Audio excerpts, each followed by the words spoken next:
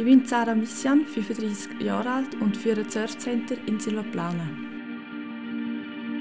Das Windsurfcenter ist mein Leben und ich verbringe den ganzen Sommer hier. Ich führe das Surfcenter seit 10 Jahren, das ich von meinem Vater übernommen habe, der das vorher 30 Jahre geführt hat.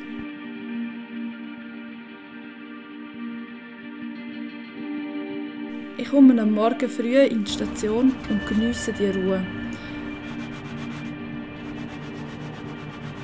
Sobald der Wind dann losgeht, geht es bei uns so richtig ab.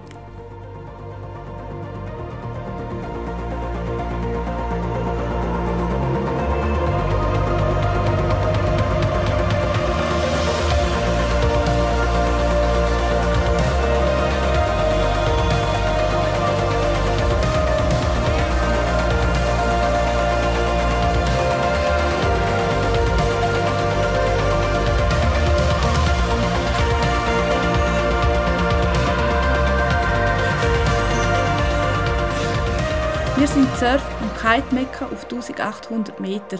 Man nennt es auch das Hawaii der Alpen. Und trotzdem sind wir Silvaplana, daheim, hier im Engadin.